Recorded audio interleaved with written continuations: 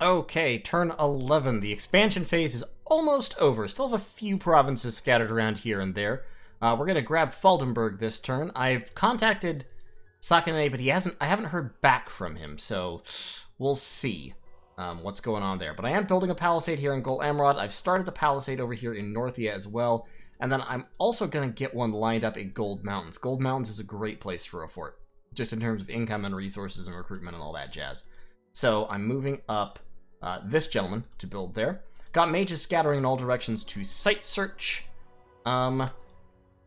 Things are going pretty well. I'm building the lab over here, and then I'll follow it up with the temple pretty soon. This army, Yi Ti, is going in against Zox. He's got 25 cavalry. I think he can do it. Pretty sure he can, and I'm just going to set them to attack rear, actually. I know that runs the risk of them getting intercepted by more knights or heavy cavalry than I would like, but I think it's worthwhile because I want to take as few shots from the crossbows as possible. Down here, Le Gong is searching.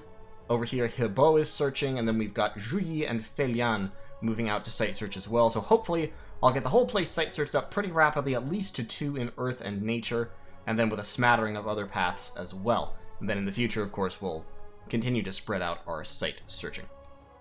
The question then arises, if not Sac, then who do I want to go to war with first? And it's an interesting question. Obviously, the elves are an option. They only become scarier over time because Galdermen are incredibly scary mages. Ulm is definitely an option. Ulm is typically weakest in the early game. There's also Atlantis up here somewhere. There's Atlantis right there. So that's an option. Atlantis looks like they've expanded fairly well, not perfectly. I'll be surprised if they don't have these provinces. Like, all this water obviously belongs to Atlantis. So 1, 2, 3, 4, probably 5. They've got 6, 7, 8, 9, 10, 11, 12.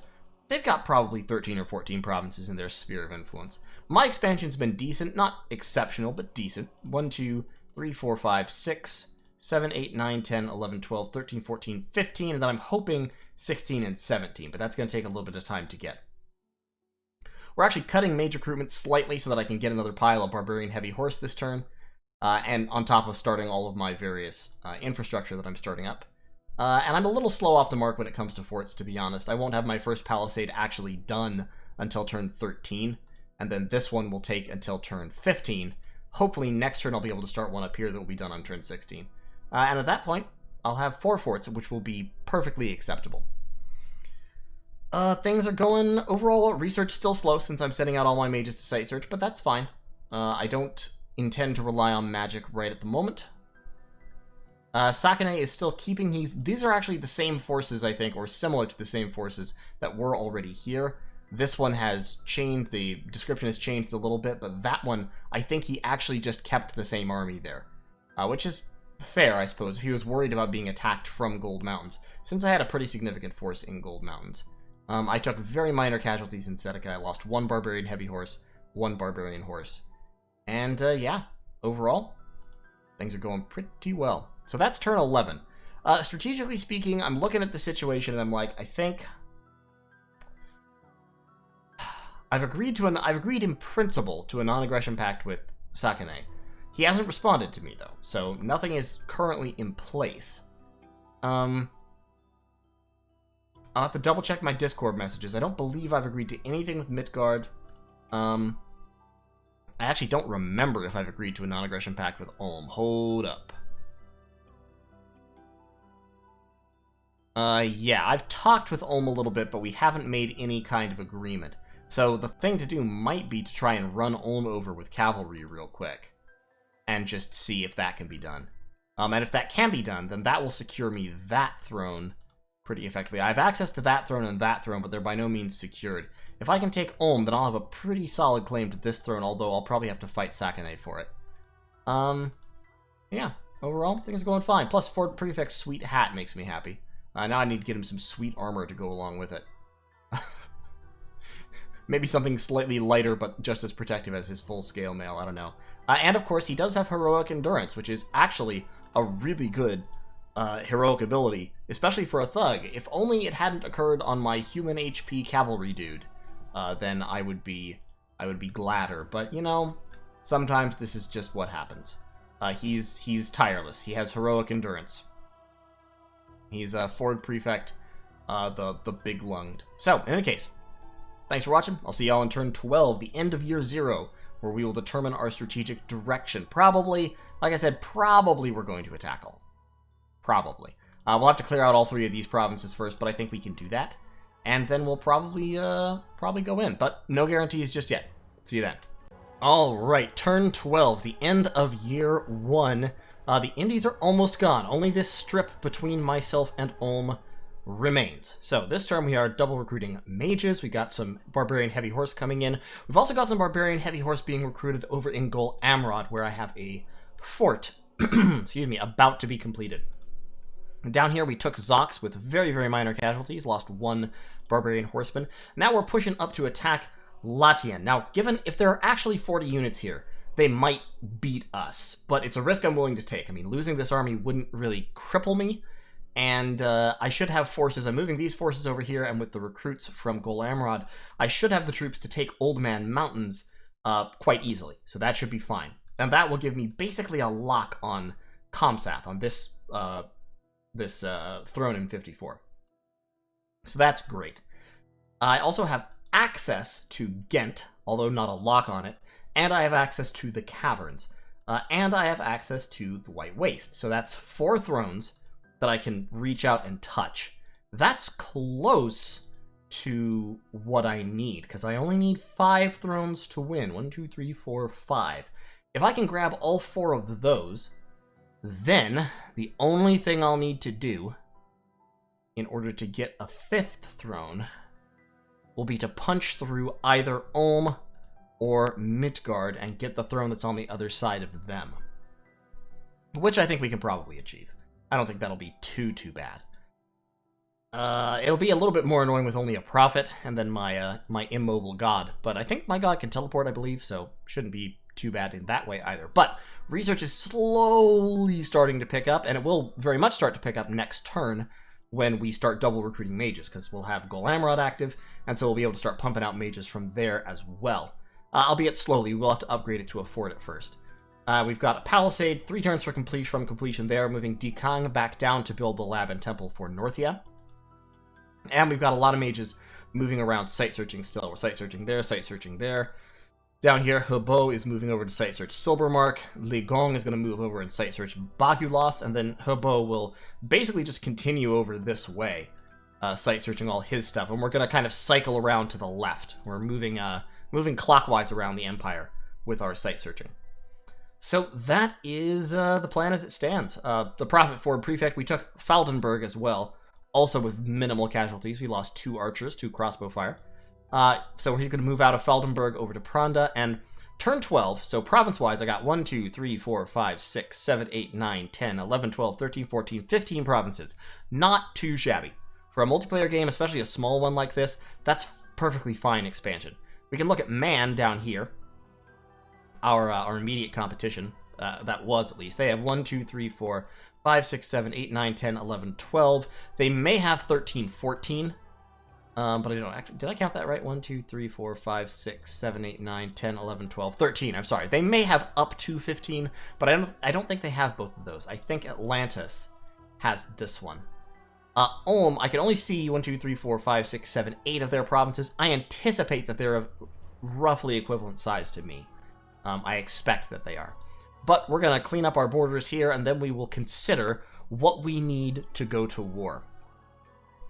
In order to go to war, we need magic support. We have nature access reliably.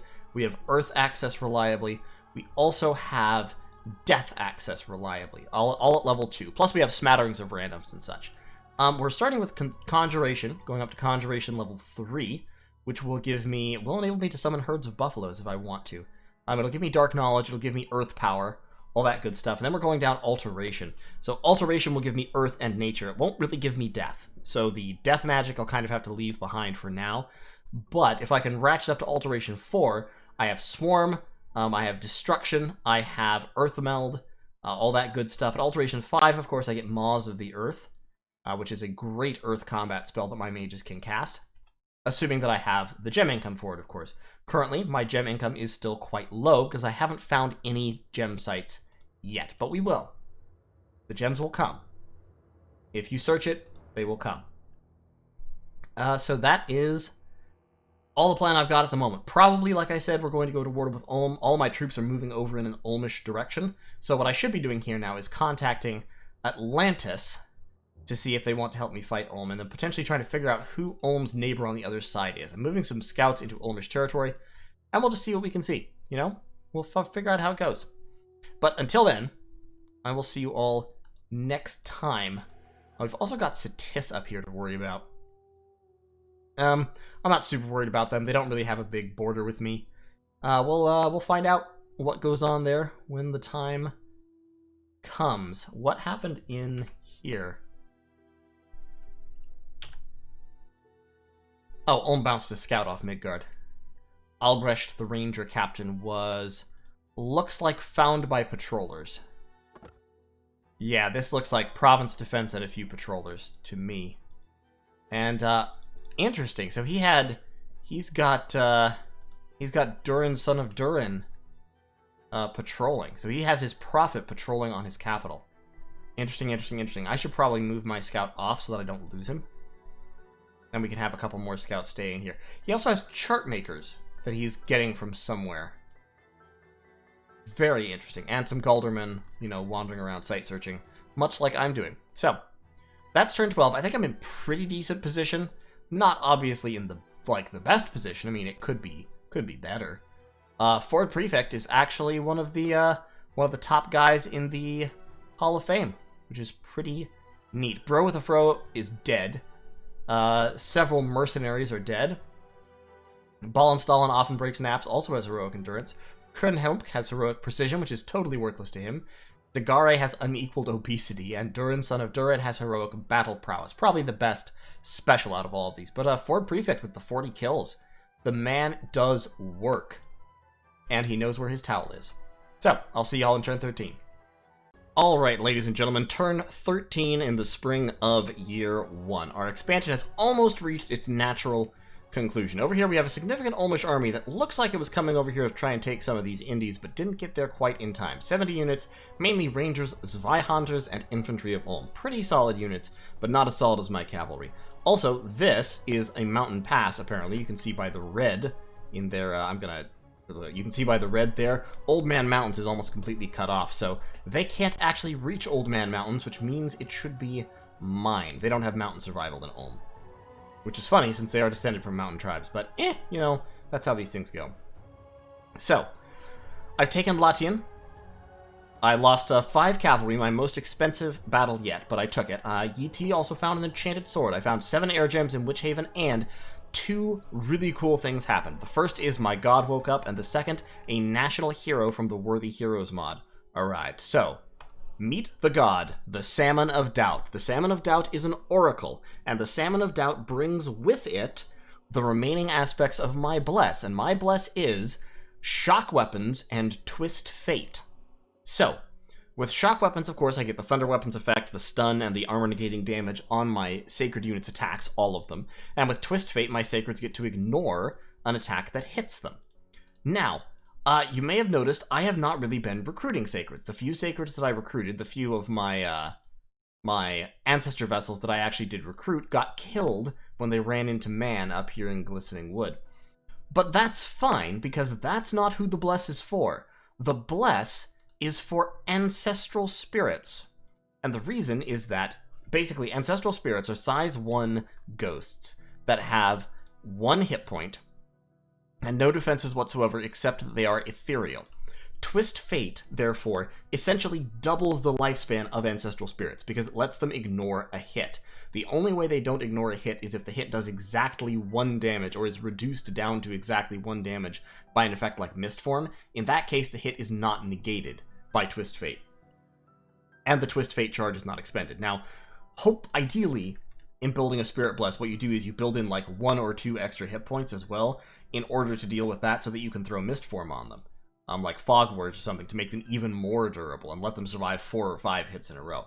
Didn't have the points to do that, and still have good scales. So that was what I went with. But with thunder weapons, their attack actually becomes damaging, which previously it wasn't. It's a paralysis attack. And then with the Twist Fate, their durability effectively increases by twice, 100%. So spamming ghosts all of a sudden becomes like a reasonable thing to do. And since all of your mages have death, all of your mages can spam ghosts, although Ancestor Guides are the best at it. Now, of course, when you reach Conjuration level 7, you get Wrath of the Ancestors. For 1 death gem, you summon 20 plus ghosts. Or 22 if you're casting it with the Death 2. Now, the reason why that's valuable is because, as Late Age Qianqi, and all this is stuff that I talked about in my Late Age Qianqi guide, actually. You have Celestial Masters who have Astral and are priests. They can communion. If you have 4 communion slaves, they're kicked up to Holy 3, which means that they can then cast, and all of your mages can also random Astral, including the Masters of the Way, the cheapo ones. So if they get 4 communion slaves, they can cast Divine Blessing, which means they can bless all of your ancestor spirits that are on the field. So if you have any death gems, you can walk into a battle, drop down like a couple of hundred ancestor spirits, and immediately bless them. Which, if they have a Thunder Weapons Bless, if they have My Bless, the Thunder Weapons Twist Fate, makes them surprisingly dangerous. Not like infinitely dangerous, you know, but surprisingly dangerous. So, we're still cycling around site searching. I did actually find a magic site. I found a Wolf Oak, so a nature magic site. Great, so my nature income is now extant. I'm now getting one of, like, well over half the gem types. I'm going to move into Take Old Man Mountains. I think that 16 cavalry will be able to do it. Could be wrong, but if I am wrong, I'm moving up more troops, including Ford Prefect's army, of about 30 all told, into Wicker Woods, so they'll be able to follow up and finish off Old Man Mountains if I am defeated, but I don't think I will be. And at that point, my expansion will be complete. Now, I have the Palisade over here. It's going to take 2 turns to finish. I've started another Palisade over here with Yi Ti. It wasn't what I was planning to do. I was planning to start building the lab and temple over here, but I decided that getting the Palisade going over here is probably the better bet, especially because I will need that for defense if Ulm decides to come in against me. Omarbe needs to move up there, so next turn, if I haven't been attacked, which I hope I won't, although realistically, right now, Ulm might be well served to go ahead and attack me, because if he looks at my situation, if he has scouts in my territory, he really should be figuring that I might be about to attack him. Unfortunately, I was discovered by a bunch of patrollers in Blue Coast, so one of my scouts has died. But yeah, he should realistically... He might want to come in and fight me, although I don't know who else he's fighting, so obviously I don't have all the information there. The other interesting thing that happened was that I got Panlong, the Dragon of Rain. So this is a national hero for Late Age Qianqi. I've never seen him before, because I haven't been paying real close attention to the development of worthy heroes. But what's interesting about him is he's essentially a Ryujin. He doesn't have the gem, and he doesn't have a human shape, interestingly. He cannot change shape. He's just a dragon all the time. But what he is Air 3, Water 3. Now, Air 3 is a path that, as Late Age Qianqi, you normally don't have. At least I don't think you have it. I think your highest is Air 2. Yeah, your highest is... Well, okay. You have a 2.5% chance of a 25% chance. So you have like a 0.5% chance to random an Air 3 Celestial Master. But realistically, you're not going to recruit that many Celestial Masters in a game. You don't have Air 3. Air 3 enables you to cast, like, Storm and a lot of the other big, important air spells without having to communion first. So that is valuable. In addition, Panlong is super, super fast and is tough and has elemental resistances. So basically, he's hard to snipe out, and he has Storm power. And he can fly during storms, so that's less important because you never, ever, ever, ever, ever want this guy in combat. He doesn't have slots, so you don't want to thug him really, and he's really valuable because he gives you that Air 3. What I am going to do with Panlong is I'm going to start site searching with him. I don't have any ritual spells he can cast, so he's going to move out to start site searching right now. My research speed is finally starting to pick up, and it's in a decent place. Starting to recruit mages over here, although I do need to upgrade this fort. I don't have the money to do that just yet. So what I'm hoping is that next turn I'll be able to start this fort upgrading and build a lab or a temple over here in Northia, and then be able to, you know, move on from there. I don't have many temples. I only have 2. I could really use more. But so this has been a really good turn. Just overall, I'm happy about how this turn has gone. Things are looking up. I need 1 unit in all these places. Let's recruit a crossbowman there. Up here, we're recruiting a couple of horses, so that's fine. And over here, let's recruit a light infantry. There we go. Then I'll have and over here, we can recruit another crossbowman. I've got crossbows in a lot of provinces, but that's the late age for you. There we go. I think that will be good enough. So that's turn 13, and a solid turn 13 it has been. And then I'm moving my cavalry into position, and sometime in the next few turns, we're probably going to start going to war. So, I'll see you then. Okay, turn 14. I took Old Man Mountains. A few more casualties once again from the heavy cavalry, but overall worked really, really well. Didn't find any more magic sites, alas, but we will. We'll find some one of these days. We're going to keep moving Hebo over there to search for Earth and Astral. We've got Panlong and Juyi searching over there. Legong is moving right now, and Fei Lian is searching here in Gol Amrod. So, we've established our border with Ulm. We have White Waste down here, but White Waste honestly isn't very good unless we can hold it. And I'm not super worried about thrones right now. I mean, to be honest, a lot of these thrones would give me good stuff. The Outer Throne, Gaia, Golden Throne, and the Throne of Knowledge. Any of those would be quite good. Throne of Misfortune, not my favorite, but it wouldn't be a disaster. Throne of the First Age would be quite good, actually. And Throne of Bureaucracy wouldn't be bad either.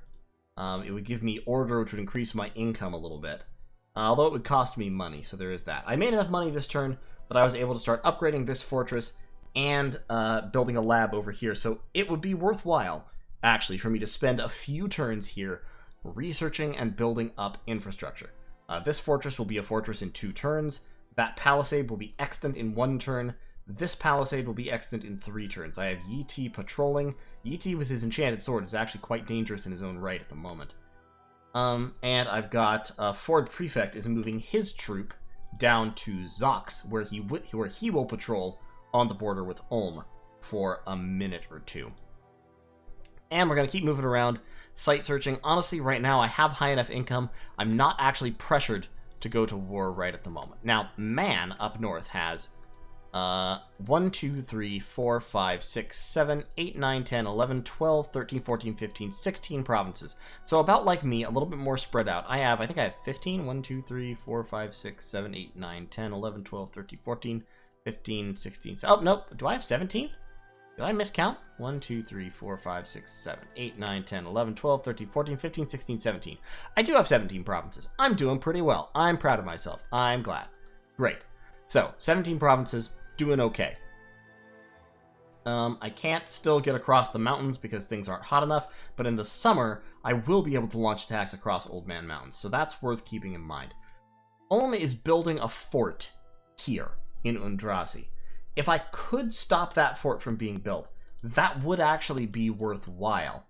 And to be honest, I have enough cavalry in place as of next turn that I might be able to, just because my cavalry can crash through infantry of Ulm pretty okay. If we look at Ulm here, Zweihanders are close-ish to the old Black Plate infantry, but even so, their attack skill is relatively low compared to my defense skill, and their prot of 21 won't stand up to high damage piercing attacks like my cavalry dish out. Infantry of Ulm are merely prot 14, although they do have a tower shield they can parry with. And then Rangers are very good crossbows. Very good crossbows, very high precision and decent damage. So they will actually be the biggest danger. But this army, I think I can overrun this army with my cavalry if need be. It's a late spring right now. It's going to be early summer next turn. Legong is going to... I'm not sure if I stay here or pull back and patrol. Let's actually let him stay there. I've got 3 Barbarian Heavy Horse coming out, but he can just stay here and patrol for a moment. Odds aren't good that he'll catch a scout coming through, but he might. It's always possible.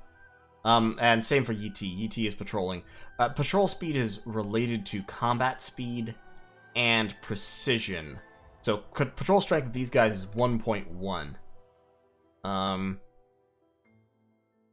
Yeah, the value is based on map move and precision. So actually, Tianqi cavalry aren't super good at it, but they have patrol strength of 1. He has a patrol strength of 2.5. You need a total patrol strength of at least, well, to catch an average scout, to have a 50% chance of catching it, you need a patrol strength of 50.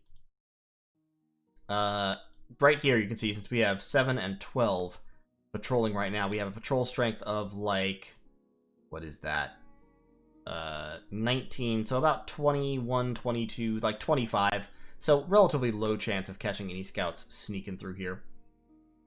This force will actually have a pretty significant patrol strength, since they have 33, so they'll have a patrol strength of about 36, 37, plus Ford Prefect with a patrol strength of 2.7. These guys would have like a 40% chance of catching a scout on any given turn. So that will help.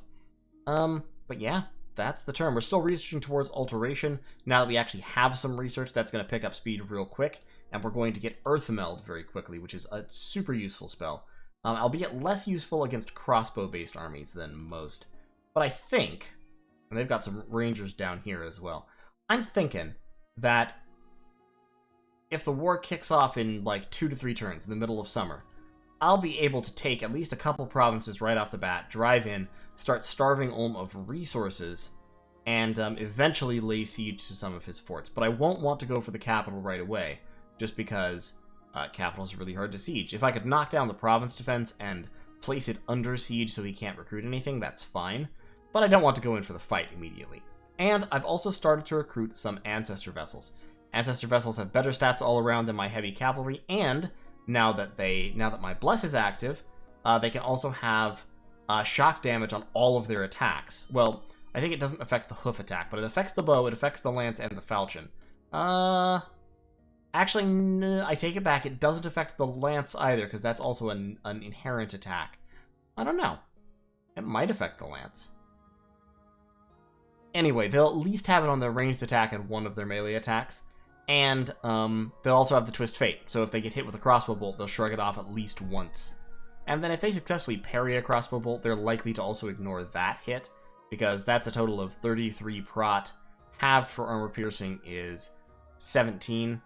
Then minus 20% for piercing damage is like 13, 12 to 13. So even then they have a better than even chance of ignoring a crossbow bolt, just if they successfully parry with the shield. Anyway, that is the turn. And I'll see you all in turn 15. Okay, ladies and gentlemen, turn 15. No combat this turn. There was some site searching. Didn't find any sites, unfortunately. I have found, random event, we do have a barbarian attack incoming towards Northia. So that is something that we're going to have to deal with here. But fortunately, our fort did at least get completed, so they won't be able to take the fort. They will, however, block up the province, which would be a bummer. I don't know that I have the forces in place to actually stop that right at the moment, so I think it's just going to happen, and we will have to deal with it as best we can. I stopped recruiting Sacreds for right now because I am a little bit short of funds. I can give Celerim these guys. I do have a whole bunch of barbarians over here on the border with Ulm. And the question that immediately occurs is, well, do I go in and attack Ulm right now? Because I could. I could concentrate all of these forces onto Ulm and end up with well over 50, because that would be 52, well over 60 barbarian cavalry storming into this Ulmish fort. And they would break it down in pretty short order. Siege strength 1. They'll break the palisade down in 2 turns. I'm not sure it's a great idea just yet. But on the other hand, it might be a good time to attack. So, I don't know. I'm thinking about it. The possibly the easier way to do this would be to launch attacks into all 3 of these provinces simultaneously. But we'll... Like I said, I'm thinking about it. I am recruiting more cavalry here in Golamrod. That's all the troop recruitment I'm doing right now. I do have this palisade that's 2 turns from completion, and then this fort is 1 turn from upgrade. So Golamrod will pretty soon be a recruitment center for me. There is also an Angakok in 59, so attacking... If I wanted to go to war with Atlantis, hitting that province and killing off an Angakok wouldn't be terrible, since Angakoks are expensive and limited. So killing one would set him back by, 2 turns worth of capital recruitment at least. I just don't know. This seems to be Ulm's primary army. They probably have more forces than that. And to be honest, I think I'm okay with not actually starting a war yet. The only question really is, assuming the war is going to be started, which I think is a reasonable assumption, is it better for me to start the war now by attacking immediately, or is it better for me to wait and thus give Ulm more prep time as well as myself? And it's kind of hard to say. I don't know how big Ulm is exactly. I don't know how far over here they extend. I would anticipate they have at least, these 3 provinces. That's a throne, so they probably don't have that. Nobody has claimed any thrones yet. But Ulm and I think, are a very comparable size. It's tempting to try and just push the cavalry in as fast as possible, but I don't know that that's a great decision.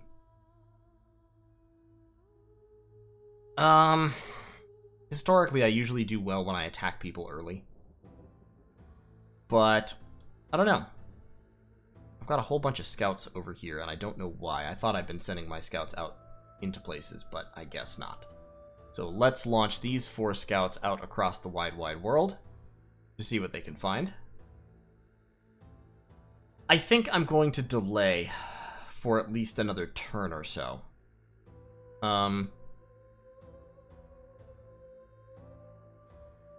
Yeah, I think I'm going to hold off for another turn or a couple of turns. So, that is the turn for me, and I'll see y'all in turn 16.